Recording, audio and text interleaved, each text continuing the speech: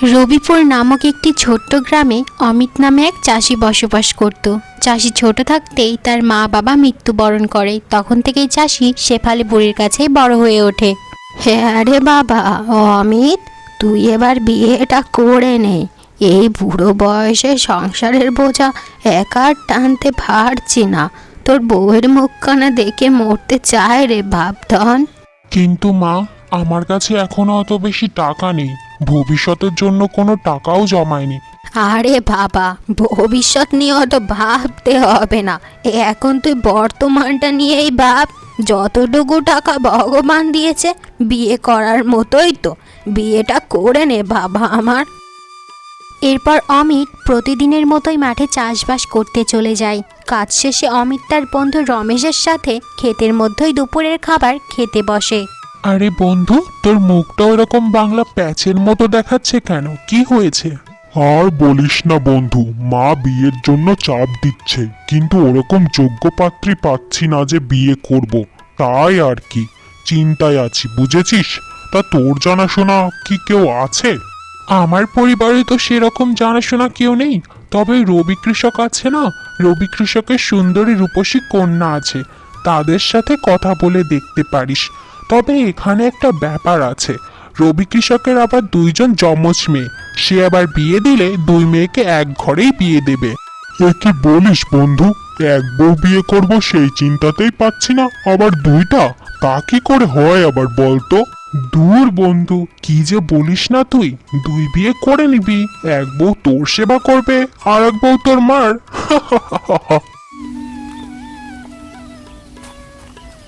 এর কিছুদিনের মধ্যেই অমিত কৃষক রবির দুই যমজ মেয়েকে বিয়ে করে আনে। দুই যমজ বউ দেখতেও ছিল ভীষণ সুন্দরী রূপবতী।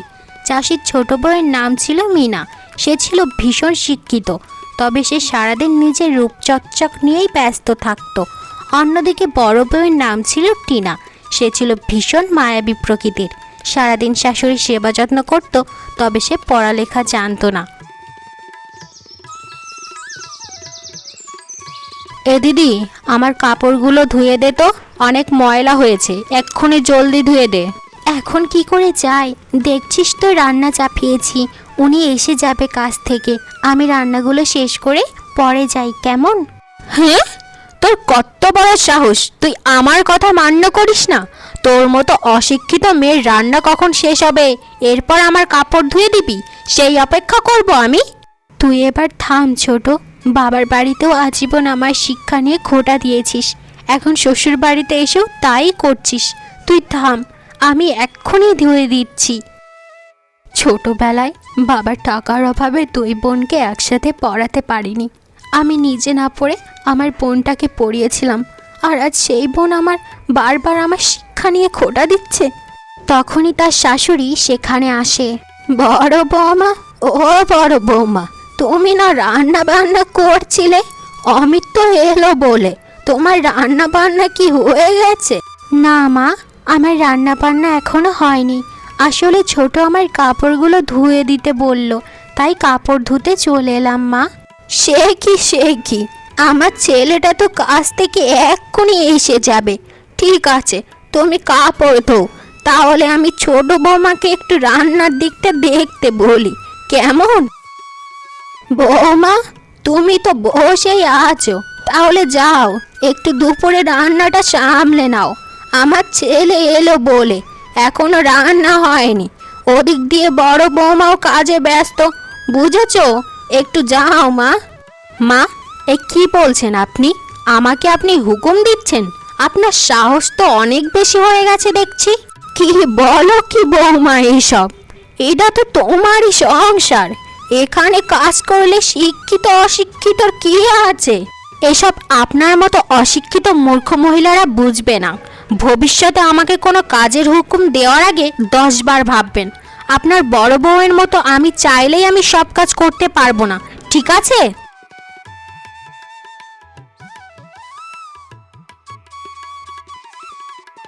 সারাদিন পর অমিত কাজ করে এসে দেখে তার বউ মনমারা হয়ে শুয়ে আছে। ছোট বউ, ও ছোট বউ, তুমি এই অবেলায় মনমরা হয়ে শুয়ে আছো যে? কি হলো তোমার?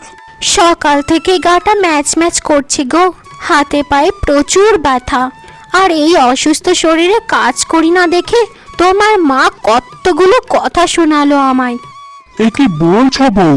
তুমি অসুস্থ দেখার পরেও মা তোমায় কথা শোনালো? বড় বউ কিছু বলেনি মাকে? হ্যাঁ, বলো বউ, বলো। বড় বউ আর কি বলবে গো, সে তো আরো তোমার মায়ের মাথা উস্কে দিল আমার বিরুদ্ধে। সেই জন্যই তো তোমার মা আরো বকলো আমায়। এই ছিল বুঝি আমার কপালে গো, হায় হায়। ঠিক আছে বউ, তুমি বিশ্রাম নাও। আমি বড় বউ আর মাকে কঠোরভাবে বলে দিব, তারা যেন তোমার সাথে ভবিষ্যতে এমন না করে। বাবা, আমি তুই কাজ থেকে কখন এলি রে বাবা? খেয়ালই করিনি তা। চল তোকে খেতে দি বাপধন। মা দাঁড়াও, তোমার সাথে কথা আছে। তুমি নাকি মিনার সাথে আজকে কাজকর্ম না করার কারণে অনেক বকাঝকা খারাপ বলেছ। মা, তুমি কি দেখতে পাচ্ছ না মিনার শরীরটা খারাপ? এই অবস্থায় তুমি ওকে বকতে পারলে মা? তোমার থেকে কিন্তু আমার এমন আশা ছিল না মা। তুমি তো বড় বউকেও বলতে পারতে। তাছাড়া মিনা তো এই গ্রামের সবচেয়ে শিক্ষিতা মেয়ে, ওকে এভাবে কাজ করতে বলা তোমার উচিত হয়নি মা। এ কি বাবা অমিত, তুই কি বলছিস এইসব? বৌমা তো মোটেও অসুস্থ ছিল না। আমি যখন বলেছিলাম তখন তো বৌমা সাজসজ্জা করছিল। একটু বড় বউয়ের কাছে সাহায্য করতে বলেছিলাম। এতে শিক্ষিত অশিক্ষিতর কি আছে রে বাপধন? হ্যাঁ গো, তোমার কোথাও ভুল হচ্ছে গো। বড় বউ, তোমার আর আমাকে জ্ঞান দিতে হবে না। তুমি তো মাকে একটু বোঝাতে পারতে নাকি? আর মিনা তো তোমার নিজেরই আপন ছোট বোন। যাকগে মা, বড় বউ, তোমরা কিন্তু ভবিষ্যতে ছোট বউয়ের সাথে আর এমন ব্যবহার করবে না, বুঝেছো? ছোট বউ মিনা বেশ শিক্ষিত থাকায় অমিত বড় বউয়ের তুলনায় ছোট বউকে বেশি ভালোবাসতো। দুপুরবেলা পরিবারের সবাই মিলে খাবার খেতে বসে। হ্যাঁ রে অমিত, খাবারটা কেমন? বড় বৌমার রান্না কেমন হয়েছে? আমার কাছে তো খুব সুন্দর লাগলো রে বাবা।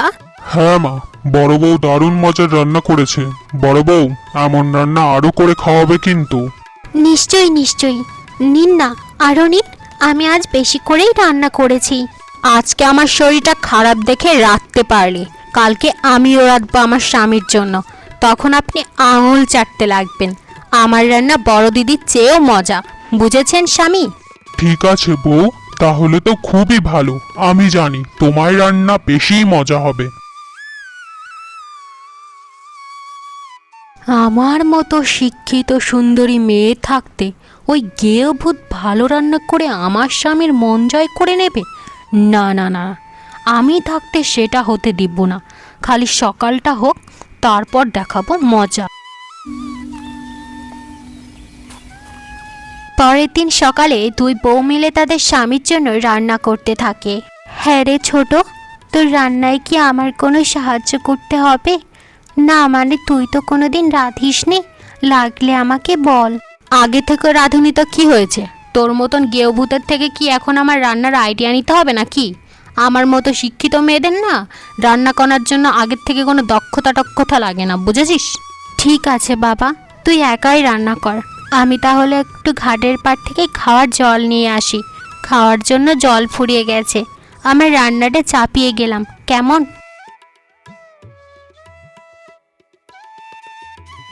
একেবারে সঠিক সময় হতচ্ছাড়িটা এখান থেকে গেছে। যাই, এবার ওর রান্নার 12টা বাজাই। এই কথা বলে মিনা বড় বউয়ের মাংসের তরকারিতে নুন ঢেলে দেয়। দুপুরে দুই বউ তাদের স্বামীকে খেতে দেয়। হ্যাঁ গো স্বামী, আপনার জন্য এই গরমের মধ্যেও আখার পাড়ে বসে বসে মাংসের তরকারি রেঁধেছি, খেয়ে দেখবেন কেমন হয়েছে। আহারে, তাই বুঝি? তা দুইটা কড়াইয়ের ভিতরে তোমার কোনটা বউ? দুইটা তো একই রকম দেখতে লাগছে, কোনটা যে আমার গলিয়ে ফেললাম মনে হচ্ছে। বাম দিকেরটাই আমার মনে হচ্ছে। হ্যাঁ গো, ওই বাম দিকেরটা আমার, ওইটা আপনি খান। হ্যাঁ রে ছোট, ওই বাম দিকেরটা তো তোর না, ডান দিকেরটা তোর, আর বাম দিকেরটা আমার। দিদি, আমার রান্না ভালো বলে অদল বদল করতে চাচ্ছিস তাই না? আমি জানি আমার কোনটা, ওই বাম দিকেরটাই আমার, বুঝেছিস? এরপর ছোট বউয়ের কথা মতো চাষি বাম দিকের কড়াইয়ের মাংসের তরকারি নিয়ে খেতে থাকে। একটুখানি খাবার খাওয়ার সঙ্গে সঙ্গে অমিত সমস্ত খাবার মুখ থেকে ফেলে দেয়। এই কি স্বামী, আপনি খাবারগুলো ফেলে দিলেন কেন? লা, থু, থু। ছি ছি ছি ছি, এত নুন কেন ছোট বউ তোমার খাবারে? এই খাবার খাওয়ার সঙ্গে সঙ্গে নুনে মুখটা ভরে গেল আমার। ছি ছি ছি ছি।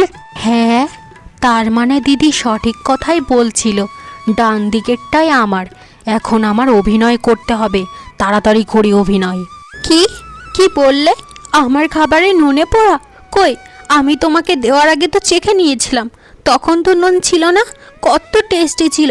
নিশ্চয়ই বড় দিদি আমার রান্নায় নুন মিশিয়ে দিয়েছে। আমি ভালো রাঁধবো দেখে আমার উপরে হিংসা করে এই কাজ করেছে। ছোট, তুই কি বলছিস? আমি তো পুরো সময় তো তোর সামনেই ছিলাম। আমি কখন এইসব করব বল? টিনা, এক্কেবারে চুপ করে যাও। আর ভালো মানুষই করো না। খাবারের মধ্যে এরকম বেশি নেন, এটা মোটেও স্বাভাবিক কিছু নয়। অবশ্যই এই খাবারে তুমি কোনো ঝামেলা করেছো। আমার ছোট বউ কোনোদিনই মিথ্যা বলবে না। আমি তোমাকে ঘেন্না করি। ছি। হে ঈশ্বর, তুমি আমায় কত সুন্দর বানিয়েছো। কত ভালো হতো যদি আমি আমার বাবার একমাত্র সুন্দরী মেয়ে থাকতাম। তা না, তার সাথে তুমি আমার ওই মুখপরি বোনটাকেও আমার মতো দেখতে বানিয়েছো। কত চেষ্টা করেও ওকে আমার স্বামীর সামনে খারাপ বানিয়ে বাড়ি থেকে বিদায় করতে পারছি না। না, এবার আমাকে এমন কিছু ভাবতেই হবে যাতে স্বামী ওকে ঘাড় ধাক্কা করে বাড়ি থেকে বের করে দেয়।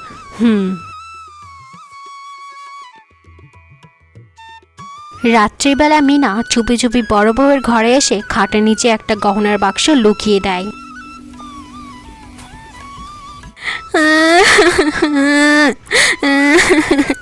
স্বামী, আমার সর্বনাশ হয়ে গেল রে। কত শখের গহনাগুলো আর পাচ্ছি না আমি। গ্রামের মধ্যে চোর ডাকাত আছে, ওরা হয়তো কোনো ফাঁক বুঝে তোমার গয়না নিয়ে গেছে বউ। তুমি কেঁদো না, আমি আবার করে দেবো। আরে, এইসব তুমি কি বলছো? কাল রাত্রেবেলাও তো আমি ওই গহনাগুলো দেখেছিলাম। এই সকালের মধ্যেই অদৃশ্য হয়ে যাবে? আমার তো মনে হচ্ছে ঘরের কোনো চোরেরই কাজ এটা। বুঝেছো কি বলেছি আমি? এ কি বলছো বউ? ঘরের কে তোমার গহনা চুরি করবে? তেমন কাউকেই তো আমি দেখতে পাচ্ছি না। তোমার মনে হয় কোথাও একটা ভুল হচ্ছে বউ, বুঝেছো? ঘরের মধ্যে কাউকে চোর হিসাবে দেখতে পাবেন কি? চোখে তো সরিষার ফুল গুজে রেখেছেন। বড় দিদি আমার গহনা চুরি করেছে। আমার মনটা বারবার বলছে, বিশ্বাস না হলে ওর ঘরে দেখবো, চলো। বউ, এবার একটু বেশি করে ফেলছো না। বড় বউ আর যাই হোক চোর হতেই পারে না। তাছাড়া তুমি তো তার ছোট বোন। ছোট বোন না ছাই, ও কোনোদিন আমায় ছোট বোন হিসাবে চোখেই দেখেনি। ও সবসময় আমায় হিংসা করতো। ওর ঘরে গিয়ে চলো না দেখি, যদি গহনাটা পাই তাহলেই তো দুধ কা দুধ পানি কা পানি হয়ে যাবে, চলো। এরপর চাষি আর ছোট বউ বড় বউয়ের ঘরের দিকে যেতে থাকে। সেখানে গিয়ে চাষি দেখতে পায় বড় বউয়ের খাটের নিচে সেই গহনার বাক্স।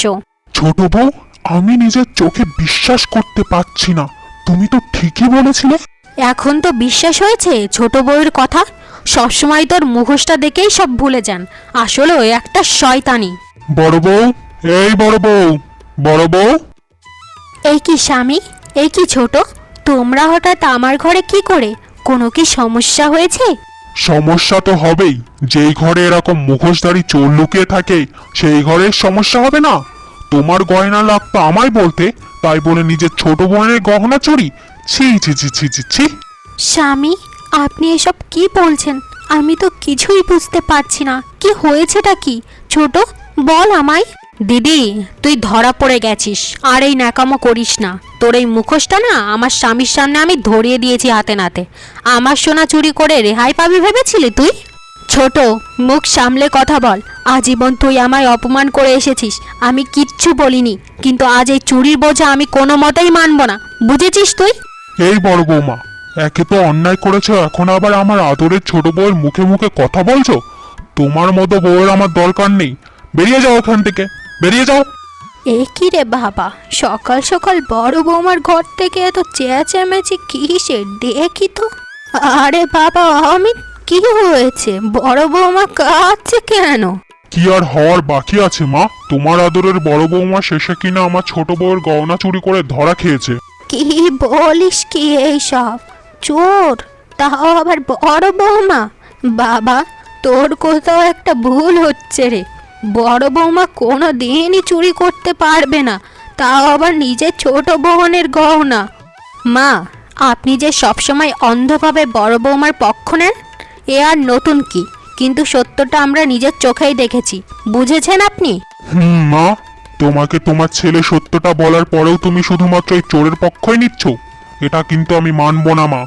বড় বউ, ন্যাকা কান্না বন্ধ দাও। তুমি বাড়ি থেকে বের হয়ে যাও। তোমার মতো চোরকে এই বাড়িতে রাখা নিরাপদ নয়। অমিত বাবা, তোকে এত কষ্ট করে লালন পালন করেছি, আর আজ কিনা তুই তোর মায়ের কথা বিশ্বাস করছিস না? বড় বৌমা চোর না, তারপরেও যদি তুই ওকে চোর সাব্যস্ত করে বাড়ি থেকে বের করে দিস, আমি ওই বাড়িতে থাকবো না, এই আমি বলে দিলাম তোকে, বুঝেছিস? ঠিক আছে মা, একটা চোরকে বাড়ি থেকে বের করে দিলে তোমার যেহেতু এত জ্বালা ধরছে, তাহলে তুমিও তার সাথে বের হয়ে যাও। আমার আর কিচ্ছু করার নেই। বুঝেছো কি বলেছি? এরপর শেফালি বুড়ি আর টিনা বাড়ি থেকে চলে যায়। গ্রামের একটি ছোট্ট কুটিরে তারা থাকতে শুরু করে। মা, ওরা আমায় মিথ্যা অভিযোগে বাড়ি থেকে বের করে দিচ্ছিল, আমি কোনো মতো জীবন চালিয়ে নিতাম। আপনি আমার জন্য কেন এলেন মা, কেন? বিয়ে করে বাড়ি আসার পর থেকে তুই আমাকে নিজের মায়ের মতো করে ভালোবেসেছিস, আর আজকে নিজের মেয়ের বিপদে আমি তাকে একা ছেড়ে দেবো, তাই তোর সাথে এসেছি রে মা। এখন আমরা কিভাবে থাকবো মা? আমাদের কাছে তো কোনো টাকা পয়সাও নেই, আমরা কি করে খেয়ে পড়ে বাঁচবো এই কয়দিন মা? তুই কান্না করিস না বৌমা, আমার কাছে জমানো কিছু টাকা আছে, ওগুলো দিয়ে আপাতত আমাদের মা বেটি চলে যাবে, এরপর আমরা না হয় একটা কাজ খুঁজে নেব। এভাবেই পার হতে থাকে বেশ কিছুদিন। এদিকে চাষি অমিত তার ছোট বউকে নিয়ে বেশ আরামায়েশেই জীবন পার করছিল। অন্যদিকে অমিতের মা আর বড় বউ লোকের বাড়ি কাজকর্ম করে অনেক কষ্টে দিনকাল পার করছিল। ঠিকমতো খাবার খেতে না পারার জন্য ধীরে ধীরে শেফালি দেবী ভীষণ অসুস্থ হয়ে বিছানায় পড়ে যায়, যা দেখে বড় বউয়ের মাথায় আকাশ ভেঙে পড়ে। হে ঈশ্বর, মা তো কত অসুস্থ হয়ে গেছে, মাকে যে চিকিৎসা করাবো সেই টাকাটাও আমার কাছে নেই, ভালো কিছু যে খেতে দেব সে খাবার কেনার টাকাটাও নেই। যাই, গার্ডের পাট থেকে একটু জল এনে মায়ের গাটা একটু মুছিয়ে দিই, জ্বরে গাটা যে পুড়ে যাচ্ছে। এরপর টিনা পুকুর পাড়ে জল আনতে চলে যায়। জল ভরতে গিয়ে টিনা একটি সুন্দর কলসি চকচক করতে দেখে, যা দেখে সে অবাক হয়ে যায় এবং বলতে থাকে, আরে আরে, এত সুন্দর একটা কলসি ঘাটের পাড়ে কে ফেলে রেখে গেল?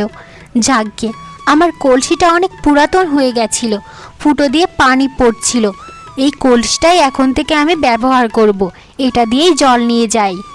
এরপর টিনা সেই নতুন কলসিতে জল ভরে বাড়িতে নিয়ে যায়। বাড়ি গিয়ে সেই কলসি থেকে জল নিয়ে টিনা তার শাশুড়ির গা মুছিয়ে দিতে থাকে। সঙ্গে সঙ্গে শেফালি দেবী সুস্থ হয়ে পড়ে, যা দেখে কিনা টিনা অবাক হয়ে যায়। মা, ও মা, আপনাকে এত সুস্থ দেখাচ্ছে কেন? হঠাৎ করে আপনি ঠিক কিভাবে হয়ে গেলেন? হ্যাঁ রে বৌমা, আমি তো আবার আগের মতো সুস্থ বোধ করছি।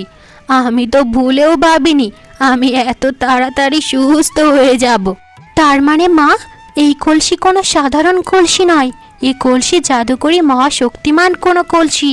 হ্যাঁ বৌমা, তুই ঠিকই বলেছিস, বিধাতা আমাদের দিকে মুখ তুলে চেয়েছে। দেখি, কলসি যদি আমাদের সুস্থ করে দিতে পারে, নিশ্চয়ই আমাদের খিদেও মেটাতে পারবে। বলে দেখি, হ্যাঁ কলসি, এ কলসি, আমাদের কিছু খেতে দাও, খিদে মরে যাচ্ছি যে। এই কথা বলার সঙ্গে সঙ্গে জাদুই কলসি আলোতে ঝকমক করতে থাকে আর চোখের পলকে থালা ভর্তি খাবার হাজির করে, যা দেখে শাশুড়ি বউ দুজনেই অবাক হয়ে যায়।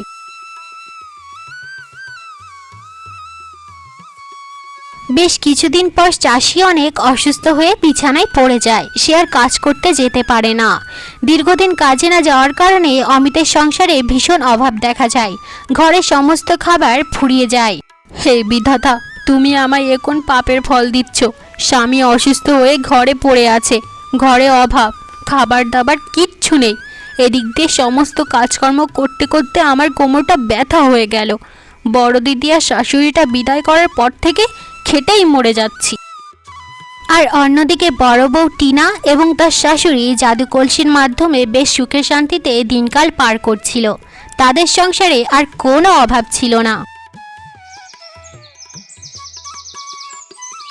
আরে মিষ্টি দিদি, তুমি এই সকাল সকাল না জানিয়ে আমার কাছে এলে যে? আরে ছোট্ট রানী যে, কত বড় হয়ে গেছিস। কেমন আছিস রে বাবা তুই? আমি ভালো আছি মাসিমা। হ্যাঁ রে টিনা, শোন না, বেশ তাড়াহুড়ো করেই তোর বাড়িতে এলাম। শুনলাম তোর স্বামী অমিত নাকি ভীষণ অসুস্থতায় বিছানায় পড়ে গেছে। অবস্থা বেশি একটা ভালো না।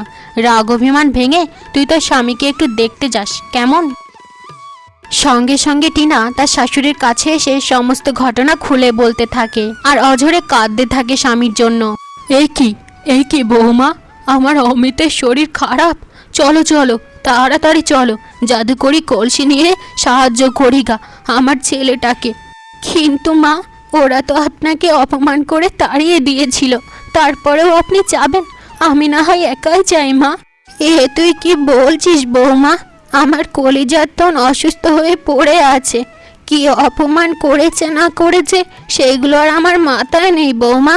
আমি ওর আসল মা না হতে পারি, কিন্তু ওকে আমি নিজের ছেলের চেয়েও বেশি ভালোবেসেছি।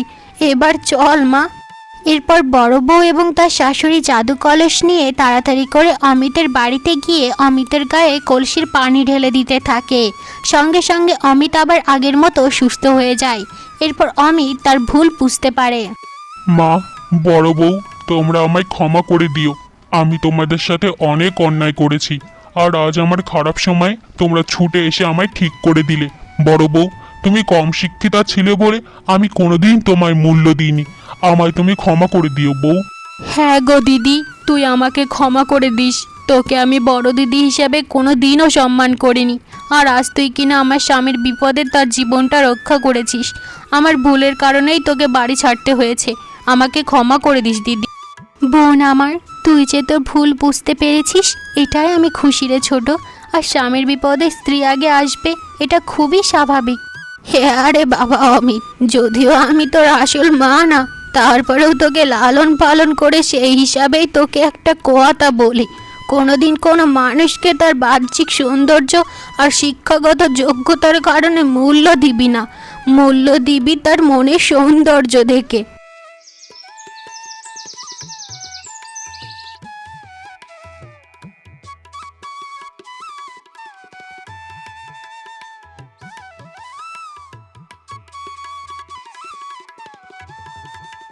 এরপর থেকে চাষি অমিত তার মা আর দুই বউকে নিয়ে সুখে শান্তিতে বসবাস করতে থাকে। দুই বউকে সে সমানভাবে ভালোবাসতো, আর ছোট বউ মিনাও তার বড় বোনের সাথে আর হিংসা করতো না। গল্পটা যদি আপনাদের ভালো লেগে থাকে তাহলে লাইক এবং সাবস্ক্রাইব করতে একদমই ভুলবেন না।